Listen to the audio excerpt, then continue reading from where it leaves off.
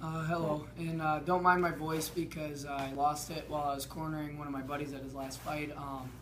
Kicked the kid in the head a few times and then finished with an armbar. That was pretty sweet. But anyways, that's why my voice is gone. So what we're going to do today is we're going to transition from beast into a position we call rainbow, and then we're going to go over a few different ways to get the rainbow position that we call it, okay? So first of all, we'll go through beast again. So I've obtained full mount on my opponent.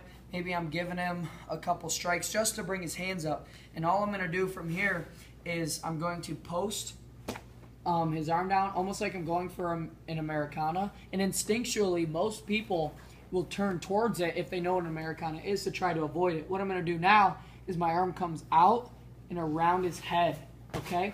So now what I do, and you're going to want to probably come get an angle over here, Lena.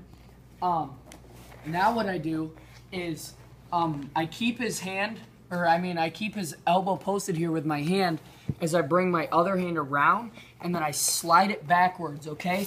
It's very important that I don't grab his arm here and try pulling it because he's going to be able to lat his arm down, okay? I'm not trying to fight strength with strength. I'm using leverage to overpower his strength, okay? So my hand is flat. It presses, my arm goes straight and presses his head forward as I get this arm as far behind him as I can, okay?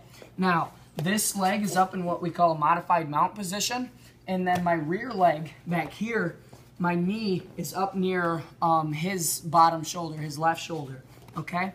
So from here, also, I'm keeping my chest and my ribs very close to his arm, as well as keeping my elbow close to the top of his shoulder, because now that doesn't allow his arm to get inside, okay?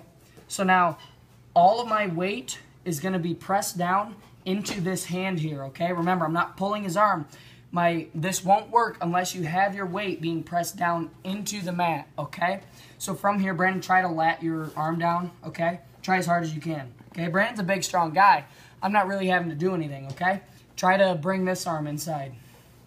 Okay, there's no space for his arm to come inside. From here, that's where we see we have this wonderful T.G.A.P position, okay? So now, let's say maybe I didn't get my hand far enough behind his head, so he's kind of starting to lat his arm down. What we're going to do is we're going to counter that, okay? So this hand that was supposed to be blocking at his bicep is going to flow up to his wrist as I sit back and I shift my foot through, okay? So come here, Landon. So now what I do is this hand that was flowing all the way up here is going to lock his wrist, okay? And then I'm also going to pinch this elbow in to keep this arm tight here, okay? From here, try to pull this arm down, Brandon, okay? I have all the leverage on him. My arm is in a strong position where his is in a weak one, okay? Try to get this arm out or wiggle it or whatever, okay? He's not really going anywhere. So this leg stays across his abdomen to keep his knees from coming up and doing all this weird, crazy crap like that. When my leg is here, I don't even have to use any force. Try to bring those legs up, okay?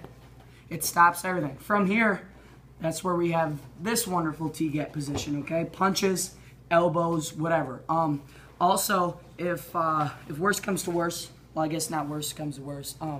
The rule I have with T.G.A.P is strike him if you don't like him. But anyways, so there's a quick little arm bar you can take here where you wrap over top of the arm and then press forward, okay? There's also, if you're keeping control of this wrist and maybe he's bucking around and then you kind of bait him into coming towards you, and as he does that, you trade the wrist off and you take a triangle here, okay? Bring the wrist or the arm across, hips up, knees together, right there, okay? So that is transitioning from beast into rainbow, okay? So now we're going to show how to get rainbow from guard, okay? There's a pretty cool sweep. I'm sure the sweep has a different name. I've heard it called a few different things, but we just call it a rainbow sweep because it makes a rainbow arc, okay? So I'm going to posture my opponent down, okay? Common misconception with this is you just move the arms. That's why a lot of people run into trouble. You have to lift your hips. You see how his hands even naturally just came off of my body here, okay? I lift my hips and then I do my my double zombie posture down, okay? Now, I'm not sitting up into him. I use my legs to pull him down to me, okay? I trap my overhooks here. He can't punch me. I have control. My feet go to the hips, and then I'm going to come up into a rubber guard here, okay? So now, once I've established my rubber guard, my foot is on his hip back here, my arm around the knee, and this hand underneath my Achilles tendon with my elbow driving forward into him, keeping a lot of pressure. What I'm going to do is now I'm going to switch off, and this arm is going to come around my foot, okay? This hand is going to lift his arm, and then my foot slides underneath. From here, I snag the wrist, and then I do my rainbow sweep. See how he gets that arc? And we end up in the same exact position we were in before, okay? This is something I haven't got a chance to use in competition yet. If you've seen my salivary or mounted crucifix position video, I've actually won a fight by TKO with that, and then I also used salivary to get to an armbar to also win a fight. I haven't got a chance to use Rainbow yet or Beast.